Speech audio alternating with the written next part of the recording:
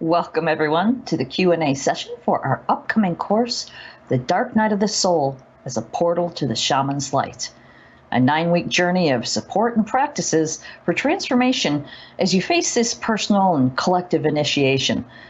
I'm Lisa Bunnies, and I'm really looking forward to participating in this Q&A conversation for the Shift Network, where we'll explore the teachings of Sandra Ingerman and address questions about her upcoming 9-week course, The Dark Night of the Soul as a Portal to the Shaman's Light, which begins Tuesday, August 11th. And a little later, I'll explain how you can participate in the course, even if you can't attend the live sessions. We know it doesn't work for everybody to be there live, but first, I want to introduce our guest. Sandra Ingerman is a renowned international shamanic teacher and the award-winning author of 12 books. She's known for gathering the global spiritual community together to perform powerful transformative ceremonies and for inspiring us to stand strong in unity. So we do our own spiritual and social activism work while keeping a vision of hope and serving as a light in the world. And in just a few minutes, we're going to open up for your questions. But first, I want to bring Sandra online to tell us a little bit about her newest offering. Welcome, Sandra. It's so wonderful to spend some time with you today. Thank you, Lisa. It's always good to be with you. And I am so excited about teaching this course.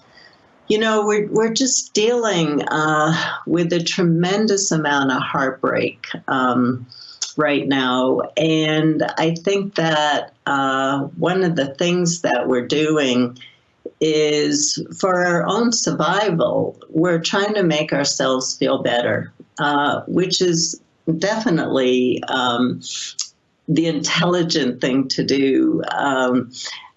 When trauma comes in, you want to find gratitude practices, you want to sing, you want to dance. One of the things that we learn from Indigenous people is that no matter how bad things would get, they would still find ways to dance and sing and laugh and tell stories together. And so it's been really important for us to do that. But one of the things that starts to happen is we start to try and tread water too much. It's like there's a force that wants to pull us into a deeper part of ourselves. And I talk about this a lot, but it's kind of a metaphor of what I feel that the dark night of the soul is about.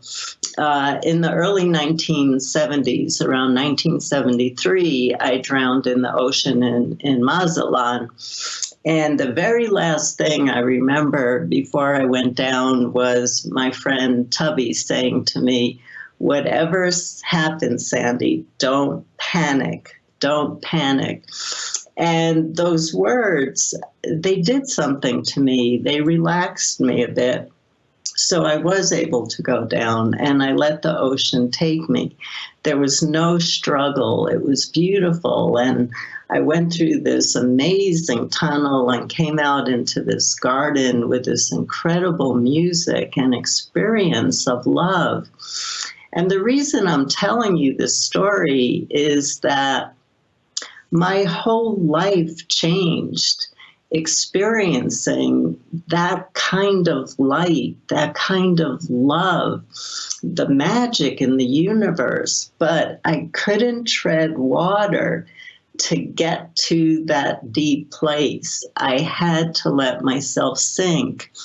And so what I find myself observing in the collective, because I try to make myself very aware of what's happening everywhere, is that people are afraid to sing. They're afraid of the darkness. They're afraid of the demons they might find there. There are no demons in the dark night of the soul. Trust me, there are no demons in the dark night of the soul. The only demon is fear and loss of hope and loss of faith. And these are things that are really important in our life to face, to actually be willing to stand up and say, I've lost hope, I've lost faith, and I'm scared. and to find new allies that start to bring you in so that you sink into yourself, just like I did into the ocean. And what happens at that point is you get in touch with your soul. And your soul is the part of you that was born with all the knowledge of this time. It has the knowledge of why you came here during this time, how you can help yourself, what your gifts and strengths are, and how you can contribute to your community, because any initiation, which the dark night of the soul is, demands community interaction and community involvement. And so it's a rich place. It's a time to get out of the cacophony. I just find there's so much noise. And it gives us a time to spend time with our soul that knows so much, and our spirit. I actually had a really big realization last year. It was huge because I've been walking the dark night of the soul my whole life, and I know the territory well. And what I realized a couple of years ago was that my ongoing depression was my addiction to staying in the dark night of the soul, because I actually received an amazing amount of comfort there. I got to be able to communicate with my soul. I got to be able to meet my spirit and my life force. I got the opportunity to release. It's like a hard shell, the armor. We keep putting armor on ourselves every time we suffer a loss, an illness, a catastrophe, dealing with political situations, climate change. Every time that happens, we get burdened. And right now is a time to evolve into your greatest light, but you're dragging too much old stuff with you. So the dark night of the soul is a beautiful way to enter into a territory where you meet new allies that you'd never imagine that these allies are here all the time in life. And you know that you have community involvement. And if you lose faith, because we're all entering into this journey in different places in our life, and some people are sick and have experiences a lot of losses, and some people have experienced losses in the past, it's really important for us to be able to face them, and we can do beautiful healing work to release them, and we lighten our load as we keep moving forward to the point where we realize we're whole inside of ourselves just as we are. And we need community for love and for relationship, because that's why we're here. But we don't need anything for resources, because the resources are all within. Peace is now within. Love is now within. Light is now within. And you walk through the world with that power and that self-assurance and that knowledge. And as things get more intense, people start grabbing on to the wrong places instead of allowing yourself to really face that intensity and transmute it and become an amazing being, one who's actually evolving with pace with the earth itself, because that's what the earth is doing right now too. And we're not separate from the earth. We're not separate from the collective. So this is a time for us to be able to enjoy silence, even in our journeys. You're gonna feel like you have space, like you can finally listen, you can finally relax, and we do move you forward. And this course is really important to Isis, so she will be leading it through me, and there'll be a lot of times where I'll be bringing her through. I'll always be bringing her through, but there's a lot of times that she'll be coming through more and I'll be stepping away. There's such a wealth of information to learn as we understand the truth of who we are.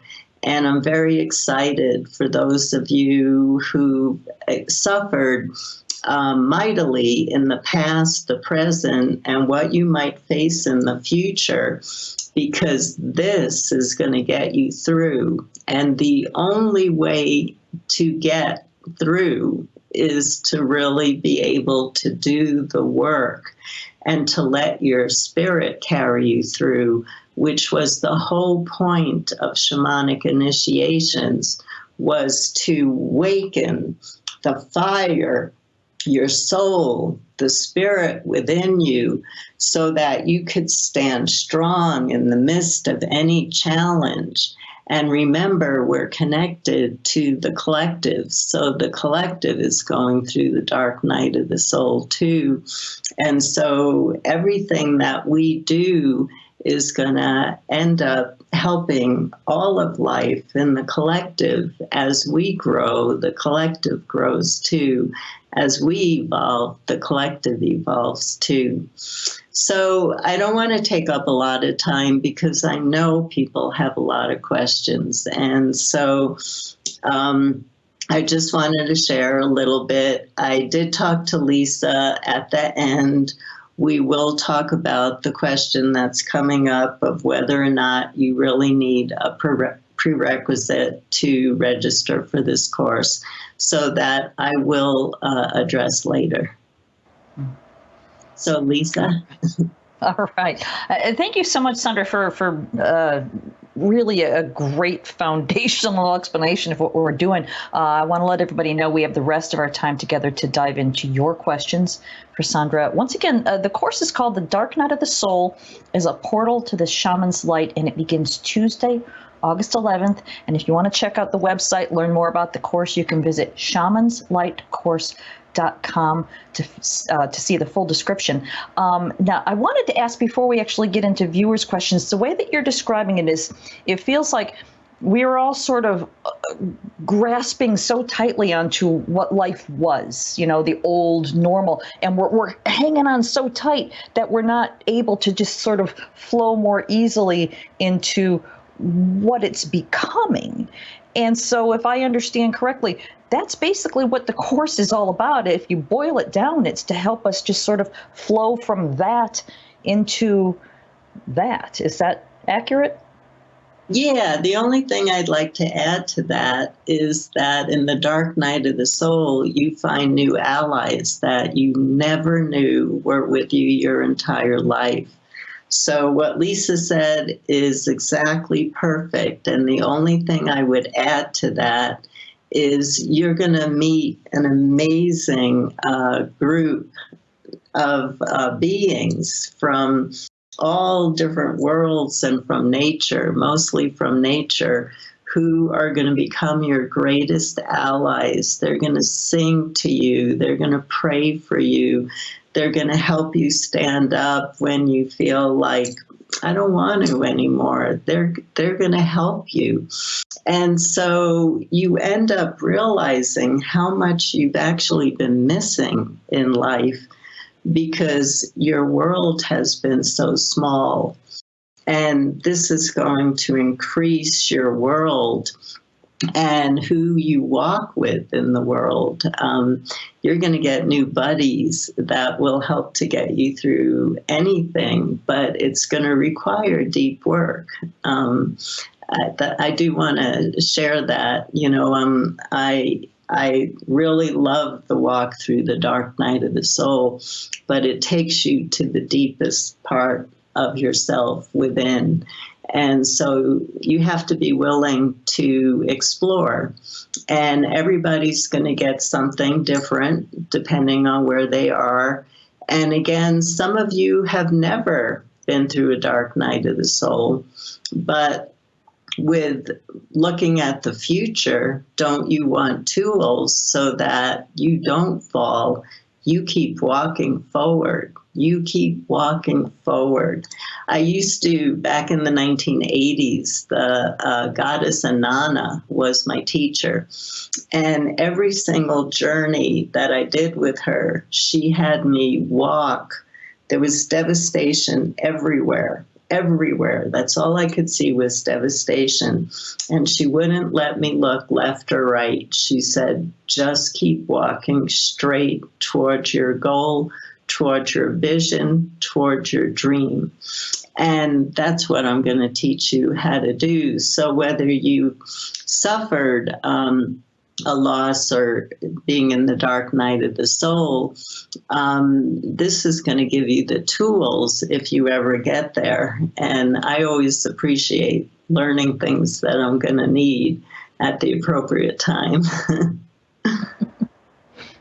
All right, thank you. Let's go ahead and get into some viewer questions. If you have a question for Sandra, go ahead and type it in. I'll be happy to pass them along. And in the meantime, we've got quite a few questions already lined up. Let's start out with one here that says that you mentioned dancing and singing, and as additionally, it's going to be part of the course.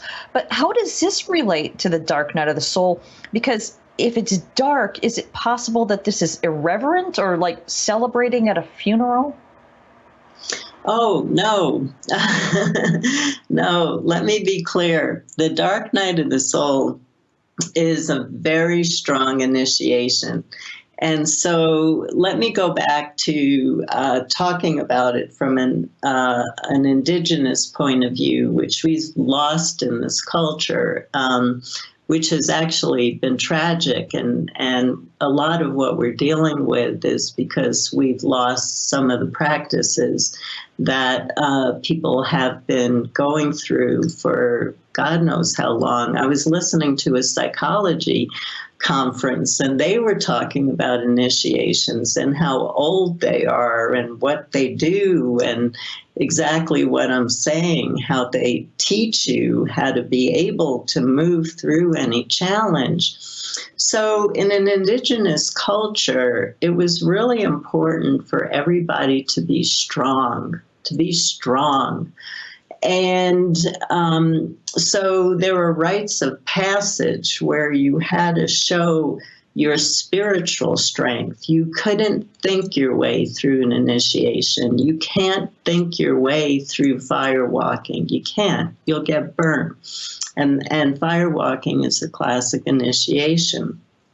What you have to do is you have to shed your ego, and you have to awaken your spirit that goes, I know how to do this. I'm in my divine perfection. I can walk through. And then you take your place in the community with these gifts that you learned about yourself. Because what happens during the dark night of the soul is once you let go of everything that's been burdening you, you find out who you are. I have this incredible gift. I didn't even know it. I have this strength. My community is telling me I look different now and I have more to share. And so that's what indigenous cultures needed. They needed people to get from just needing to be able to contributing. And so anything that got you through to wake up your spirit, and one of the best ways to wake up your spirit is through dance and song. So the dark night of the soul is not a dirge. We're not walking to our physical death. We're walking to our spiritual rebirth. And one of the best ways to keep walking forward, when I fall down in the dark night of the soul, and my guardian spirit told me one of my very first journeys, so we're going back 40 years, he said to me, whatever you do, do not sit down in the darkness. Do not sit down in the darkness. Keep moving. And singing and dancing is how people have done that for centuries. And it's not a disrespectful process. It's this whole journey is about letting go, but waking up the parts of yourself that can just keep moving forward. Because that's what we have to do, just like the goddess Inanna. And it's not a funeral, it's a celebration as you wake up those parts of yourself. So there are times in the workshop where you're going to be crying a lot because you're seeing old things from past lives, present life, future lives. But we're not going to spend a lot of attention on that. We're just going to work with ceremonies to release the energy that's burdening you so that you can dance your way forward and get lighter as you go. And so there's going to be experiences where people will be crying, and there's going to be experiences where people are in the biggest state of bliss, and they didn't even know that kind of bliss was possible, because that's what happens in the dark night of the soul. When you go deep enough, you will find your true reflection of the creative forces of the universe and how the Creator created you out of unconditional love, and that you are unconditional love. And that's where you're going to get to, but there's a journey to get to that. So there's all kinds of states, emotional states people will be going through. And the reason I'll be guiding with Isis is so people keep moving. That's the point in the dark night of the soul. Don't sit down, keep moving. And we'll help you with the roadmap and the compass. So this would not happen in a traditional culture. They wouldn't give their initiates this much help. But this is a course. I'm trying to share tools with you that you can use for the rest of your life. And if I need to give you a bit of help, and Isis has already said that she'll be there helping, that's fine, but we're going to keep you moving, and it's not all going to be bleak. There's going to be bleak, there's going to be joy, and there's going to be celebrations. Okay, interesting. Now, there's a question that just came in while you were talking that says, how do you keep moving in the darkness and not stop, but also release and let go as you did when you allowed yourself to go downward in the water? So what we'll be using, because we won't be actually going through a near-death experience in this course, what we're going to be doing is using ceremony. Ceremony is what is used classically in shamanic cultures for any kind of movement to happen. And so the very first 2 sessions of this course, because ceremony is so big, I've taught about ceremony in other Ship Network courses, but we're going to get more active with you actually starting to perform your own ceremonies at home before you start the journey to the dark night of the soul. Because the ceremonies, when you're starting to walk and you realize, oh my God, I think I might have had a past life where I tortured people, and at the dark night of the soul, there's a fire pit, and so what an opportunity! You light a fire. You're in the earth. It's a natural territory. There's everything that you need to light a fire, and to say, I am so sorry for any atrocity that I have done in a past life, but this is who I am now. I have an open heart. I'm bringing through, I'm being a vessel of spirit. And I say it is time to let go of this past. And there might be a beautiful image that I might give, or a beautiful image that might come up for you. And then you finish your ceremony. From the universe's point of view, you are complete, and you might have broken a contract that karmically has been affecting your life. By doing that one ceremony can bring you freedom from thousands of years of your history, because we have that, where we've had many lifetimes. And then you keep moving forward, and until the next place, until an obstacle or a gift is shown to you. Like one of the journeys, I think one of the first journeys we'll be doing is to look at who might be tricking you in your life. Because when you're in the dark night of the soul, you would not believe.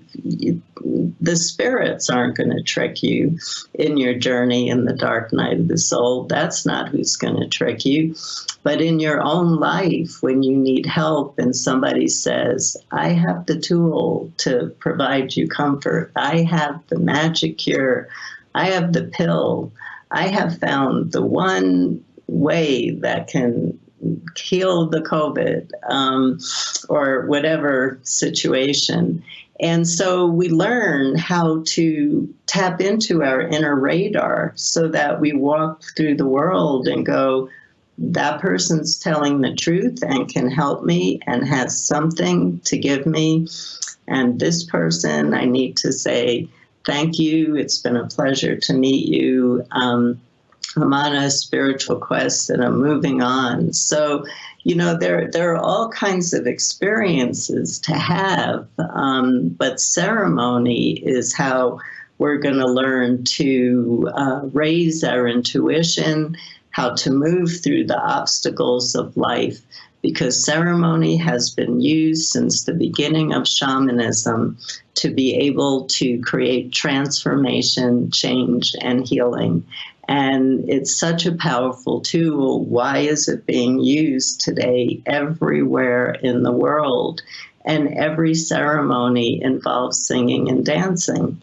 And so you'll be amazed at what ceremony will do to bring healing to you and to your loved ones. Okay, thank you for that. For those of you who are just joining us, we're here with Sandra Ingerman learning about her upcoming course. It's called The Dark Night of the Soul as a Portal to the Shaman's Light, and it begins Tuesday, August 11th. You can log on to shamanslightcourse.com for all the details and to register. Let's go ahead and get back into questions here. We've actually got a few people here who are curious if you could talk about your relationship with Isis. How did it begin? Who is Isis to you? How does she assist you in teaching? Yeah, so in shamanism, there are different categories of teachers and spirits. And so we have nature beings who volunteer themselves. And then we also have teachers in human form who volunteer to heal themselves. In shamanic cultures, they took on different identities. They were the gods and goddesses of a community. They were relatives, deceased relatives. They were religious figures. A lot of people have Jesus and Mary as a teacher. Some people have Buddha as a teacher. Some people have Lao Tzu as a teacher. So what happened for me, I didn't relate to teachers. I wanted my nature beings. And I started journeying to the upper world, and I worked with the spirit of Santa Fe. And the spirit of Santa Fe was an amazing teacher because she taught me how to live here in grace. And then she taught me everything she could, and Anana came in. And then I was going through a challenge in my life. This was in the 1980s. And I needed silence, just like now. I mean, I'm in silence. When I'm not on Zoom talking to a group, I am in complete silence. I need that to be able to hear my soul and spirit speak to me. We all do. So what I did is I went on a vision quest, and it was an intense vision quest. I fasted on fruit for 30 days. So I was already, by the time the vision quest started, I was already in a completely altered state. And I had a Native American medicine woman put me out. Being put out on a vision quest means finding a spot in nature where you're going to sit for a few days. And so Quenda medicine woman, she lived in Las Vegas, New Mexico, which is very hot in the summer. And I was so thin and I was so transparent. I had only been eating fruit for 30 days. And she looked at me and she said, "You cannot sit in this hot sun for 3 days. You cannot." She said, "And you cannot not eat, and you must have water." And I said, "No, I am doing this the traditional way, and you cannot tell me I can't do it the traditional way."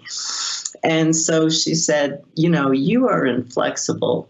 And that's one of your issues." And it's true, I'm very inflexible.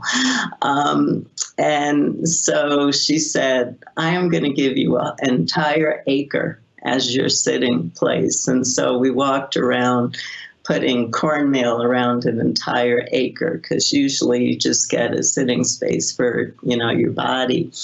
And I said, "Sure, I'll do that." And then I said to myself, I'm sitting at my spot and I'm not moving for 3 days. And then Quenda said, "I'm going to put water for you down the hill. Please don't get dehydrated and die. Please, please drink some water." And I said, "Nope, not going to do that either." So I sat in my spot and I made it a few hours. And I saw a vision of this Native American grandmother. I was hallucinating by this time. And I saw the vision of a Native American grandmother coming to me. And there was a sweat lodge in my acre. And she said, "If you want a vision, you have to get into the darkness and get into that sweat lodge and go to sleep, and your vision will come in a dream. If you're not willing to do that, you will not receive a vision on this quest." So I got up, I went into the nice, cool sweat lodge, and I laid down. And that night I went to sleep, and Isis came to me in my dream. And she said, "I'm coming to you. I'm going to be your new teacher." And she said to me, "The reason I'm coming to you is to help to bring balance and harmony and beauty back to this planet again." So at that point, Isis became my teacher. Coming down from that vision quest was quite a lot for me with what I put myself through physically, but I was changed by it, just like any initiation will change you. And Isis, who is an Egyptian goddess, became my teacher. Now, Isis is a very interesting figure in Egyptian mythology. If you're not aware of the story of Isis, her beloved husband, Osiris, was killed by his brother Set.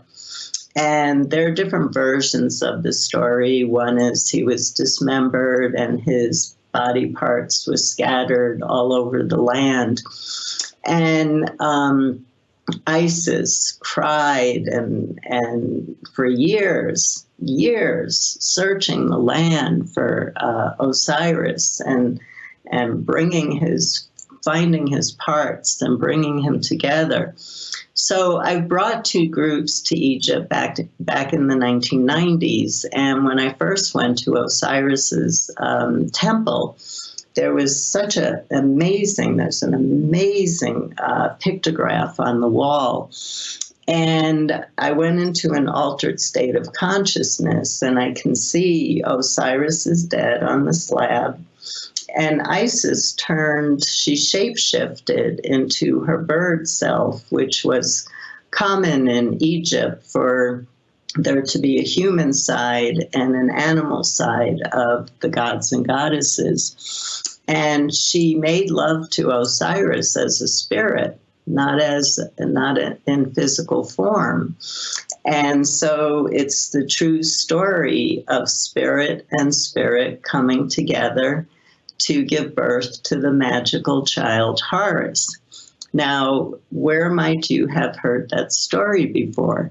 And so the belief and the Egyptologists that I worked with who lived with the Edgar Cayce Foundation for years, he looked at me and he said, "You got it. You got it." He said, the story of Isis and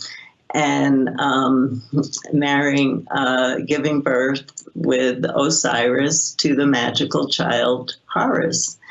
And it actually predates the Christian story of the birth of the Holy Child Jesus. And so Isis has been with me since the 1980s. She won't work on my clients. That's not her role. I have other helping spirits who do my healing work for me. She will work on a client if they've lost a child. That's where she comes in. But her role in my life is she helps me design workshops. She helps me write books. She will not write my books. She's been really clear about that. She never helped me from my very first book. She told me she would take my first book away from me and give it to somebody else if I didn't stop whining about it being too hard to write. So she's a strong teacher for me. And she's only interested in contributing to bringing beauty, harmony, and peace back to the world. And so that's how we met. And we've been together ever since. And I hope that gives a little bit of background. Yeah, thank you for sharing that. I've heard bits and pieces of the story, but I've never heard the full thing. So thank you so much for that. While you were talking, again, a question came through. Can we enhance our shamanic abilities and insights without being tested in really painful ways? Well, yes, I would love to say yes to that. And when I was a little kid, I had a vision that we got the whole mission, the whole vision of this world wrong. I was just a little kid. I was hit by lightning when I was 7, so I was always a little strange. And I was sitting on the couch one day and I got that we got this all wrong. Life is about joy. Life is about joy. It's not about suffering. I grew up in an immigrant neighborhood and people were very unhappy and suffered terribly. And I'm an empath. And so it was very difficult for me to watch. It was heartbreaking as a little kid to watch the tears, just the tears all day long in a whole entire neighborhood. But as I've grown up, and now I'm 67, and I've gone through periods of my life where I would say suffering is not needed. But when you look at nature, and I know I keep saying this in every single talk, but we have to get this message. We are not connected to nature. We are nature. And everything in nature has to go through a struggle in order to grow. And as soon as you stop growing, you die. In nature, when you stop growing, you die. And everything in nature goes through some kind of suffering, some kind of challenge. You have to be able to be strong enough to meet the challenge. But maybe you're an enlightened master. I've questioned this a lot in my life. Can I ever get to that place? And no, I have to my ego's too strong. I do a lot of work on myself, and I see myself as how much I've done and how much I've grown and how much I've evolved. But I wasn't born with the destiny of being able to walk through this earth with a constant smile on my face, laughing that nothing bothers me, that the death around me doesn't bother me, that the abuse around me doesn't bother me. I am human. And so the challenge of having to face that, by the greater mystery, we were brought here, and part of what we were brought here for is to receive and give unconditional love. And there are challenges that help us grow into that greater kind of being. Without the challenges, we often stagnate. It's an interesting question, and I understand where you're coming from, because I've lived most of my life believing that. But it hasn't worked out like that for me, and it hasn't worked out like that for many others. And the reason I'm teaching this course is going through the dark night of the soul is as close as you can get to a journey that nature goes through. All of nature goes through this. All of nature goes through this. And I'm teaching us how to go through it as an egoic being so that you can face the challenges and grow into your full beauty. But we all have our opinions, and trust me, I really honor yours. I really do, because I held that belief for a long time. And what it did was it made me arrogant. And the very first thing the spirits did when I became too arrogant was they put me in the dark night of the soul. Oh, interesting. Wow. Okay. All right. Well, on that note, I'm looking at the clock here, and we do have time for a few more questions. Before we take those, though, I want to give a few details about the course, because people are asking about that.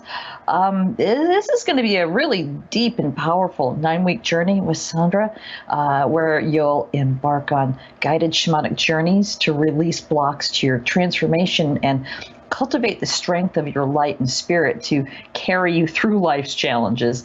And the 9-week course takes place on Tuesdays at 5 p.m. Pacific, beginning Tuesday, August 11th.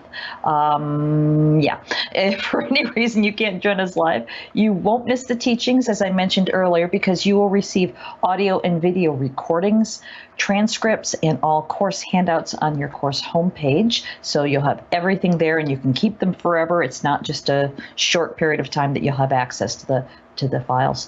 Also, I want to remind everyone that we offer a no-risk money-back guarantee on all of our courses, giving you a full 2 weeks until August 25th in this case to make sure that you absolutely love it, that it's a good fit. And as an added option, all participants are welcome to connect in a private Facebook community group in which Sandra participates, and you can stay connected with one another that way. And also, as we mentioned earlier, because this intensive builds upon the core teachings from Sandra's work with transfiguration from her previous 7-module course, which was called Shamanic Practices for Spiritual Immunity, when you sign up for the full 9-week intensive, it will include this specific powerful course as well, and you'll receive the entire bonus collection that comes with that 7-module course. But if you've taken another previous course with Sandra, you may qualify for a discount on the full price. You can contact our customer support team at support.theshiftnetwork.com for more information. And we'll talk about that in a minute. Also, everyone who registers receives the Dark Night of the Soul as a portal to the Shaman's Light bonus collection. First, you'll receive a 4-part teaching package from Sandra entitled Experiencing the Shamanic Journey. And next, you'll get an audio teaching from Sandra and Karen Furr called Transfiguration. And then you'll receive a video dialogue with Sandra and Garrett Jackson entitled Sandra Talks with a New Shamanic Teacher from a Younger Generation. And you'll also get a video dialogue with Sandra and Alita Birch called The Practice of Conscious Co-Creation. And you'll also receive a PDF interview with Sandra by Nicholas Breezewood in Sacred Hoop magazine entitled When We Focus on the Simple Ways. And when you register by midnight Pacific on Thursday, August 6th, you'll receive this extra gift, and that is a video dialogue with Sandra and Terry Morgan called Black Moon Lilith. So, Sandra, in addition to what you're most looking forward to sharing in this brand new course, let's go ahead and talk about the idea of prerequisites so people will understand what the deal is. Yeah, there's some confusion about the prerequisites, and to no fault of my own, of probably not being really clear. In this course, everything is new. I'm not repeating old material. I need people to be clear about that. But we're going to have tools that you're going to use that come from Spiritual Immunity, which was the course before this, and it was a 7-week course. But the Spiritual Immunity course was my Medicine for the Earth course. And so everybody who ever took part 1, part 2 from the SHIP network, you do not need the prerequisite. Everybody who took the nature course, the nature community course, the 6-month, all the community courses that I taught, you don't need the prerequisite. Anybody who took a Medicine for the Earth workshop with me, through any other workshop, through myself, through another organization, which there are a few who have sponsored me, you don't need the prerequisite. So the only people who, if you only took a course with me that was straight shamanic journeying, lower world, middle world, upper world, it didn't include any other tools for helping to change the planet, to meet nature, to get connected to nature. If you only had shamanic journeying, you'll just feel a little lost in the dark night of the soul. It's not that it will be too much for you, you'll just feel a little lost. So that's the only people who need the bundle, is if you only know shamanic journeying, but you haven't done any work with transmutation of your emotions, transfiguration, and I am going to teach ceremony work, but we did a lot of ceremonies that would be useful for you to know from that course.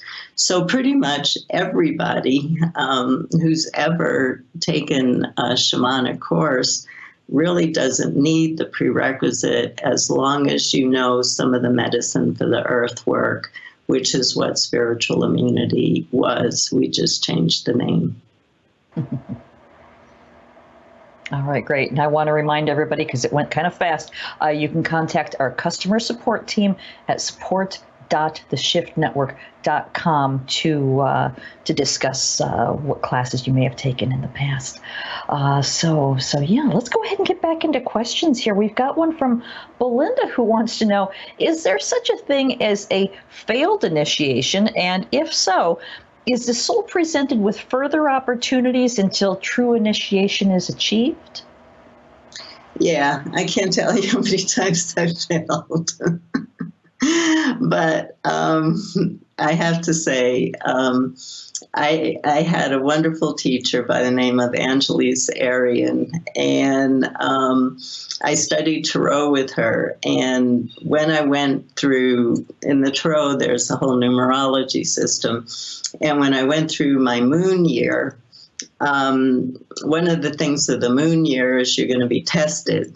And I told Angie I failed, and she said, "You cannot fail a test spiritually. You cannot fail a test spiritually, because you really brought yourself into it, and you did the best that you could. But you will be given another opportunity." I'm back in my moon year again, so I'm waiting for some of those opportunities. I've finished a lot, and I've been successful a lot with my journeys, but I know there's some small parts of my shell that still have to be removed. So the opportunity is still always given. So no, you never fail. We fail because we think we did in our own minds, but you changed. You changed. And then your soul is going to still want to keep growing. And so it's your soul that actually creates the dark night of the soul. I keep saying it's the spirits that put you in. And there is a part of that when you reach a certain level in your shamanic training that you have to show your spiritual strength, or the spirits won't let you move forward. But mostly we put ourselves in the dark night of the soul because our soul is screaming to talk to us, and it will talk to you throughout your whole entire life. So you're always going to have the opportunity to work with this. Okay. Thank you.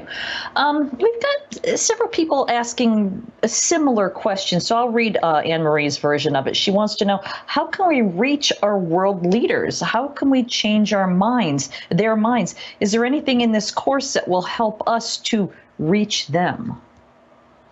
Well, what's going to help you in this course is that you're going to reach yourself. And I had a vision this morning. It was interesting, and I didn't write it down, and so I'm sorry I can't remember the whole thing. But it had to do with, we have a soul, which I've already been talking about. That's the beauty of the dark night of the soul. You really get to be with yourself in a beautiful way, Lots of hugs. And the collective has a soul, and it's a reflection of our soul. And so what I got this morning was, as people learn how to operate from soul and spirit, because right now everybody's giving their opinions, and that's coming from ego, and that's not, it's not our best line right now. It's not the path to enlightenment is to listen to our ego, because our ego is only stuck in fear. Our soul and our spirit is only in absolute courage, 100% strength, 100% knowing, 1,000% knowing that you can get through this, and that you can change and you can evolve. And so what happens when masses do this work together? It's going to change everything. It's going to change the energy, the collective energy, and it filters into every part of life. It's not manipulating people without their knowledge, or doing any work without permission. It's that when you change on such a deep level, everything changes around you. But the problem is we're trying to force change right now. And so we don't understand that the political leaders that we have were put here by our soul and by the spirits to be the challenge that forces us to grow and wake up our soul and wake up our spirit and live a life of unconditional love and light and a simple life. And we can't, our whole entire focus can't be on changing others, because you just go down. You're going to go down a hole. And that's what people are doing right now. They're going down a hole. They're getting too upset with our political leaders, and they're going down a hole. Don't go down a hole. Let yourself sink into the territory of initiation, where you change so much that you will have a different response to this, and the world will have a different response to you. All right, beautifully stated. Thank you for that. Let's see if we can squeeze in one more question here. We're almost out of time, but it's a common one. Maria, for example, is wondering, do I need any kind of protection before initiation? I'm concerned about picking up wrong energies. Yeah, I understand that question. The only demons, the only wrong energy that you're going to encounter, how I'll be leading you, is yourself. It's your own demons. There are not going to be any negative spirits.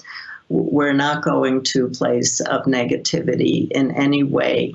We're just going to a place where you have to stand up and do your work so that you can stand strong in the midst of any challenge.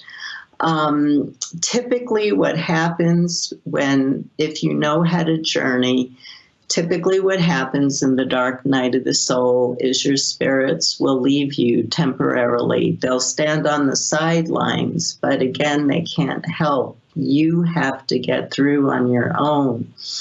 But in saying that, again, Isis and I will be following everything, because we're going to be a big group doing this together. You're going to be alone. Don't worry, there's not going to be any cacophony.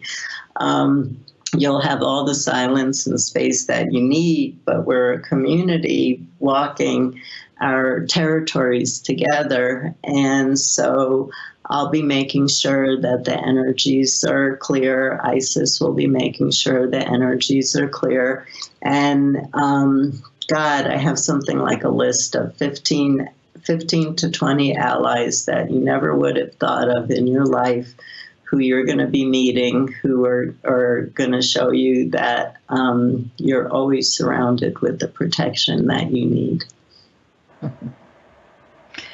All right, perfect. Thank you so much for squeezing that last one in. This has been such a fascinating conversation. It always is with you, Sandra. I want to thank our viewers for being with us today and for all of your questions. Once again, the Dark Night of the Soul as a portal to the Shaman's Light begins Tuesday, August 11th. And again, you can visit shamanslightcourse.com to learn more and to register. So, Sandra, before we go, do you have any final words? Yeah, I just want to say that light is really in right now. We're all trying to attain light and be a presence of light in the world. But when we're so covered up with old hurts, wounds, not loving ourselves, feeling unworthy, being abused, then when we start to do our practices to be a light in the world, it's coming from here. There's no way it could be really coming as a full body experience, emanating from every cell of your body. We're being a light in our minds. Go deeper, be a light. Be a light that shines through every cell. Be a walking heart in the world. And your mind can't help you do that. It's a body-centered practice. And so just come with me and let me show you how to go that deep so that light is naturally just pouring out of you instead of you just trying to think about it. All right, perfect. Thank you again, Sandra. It's always a pleasure and a privilege speaking with you. Thank you for being with us today. It's been beautiful. Thank you. Blessings, everyone. And once again, I want to thank everyone who joined us today. On behalf of all of us at the Shift Network, I wish you well and look forward to having you on this course or perhaps another one in the future. Have a great day, everyone.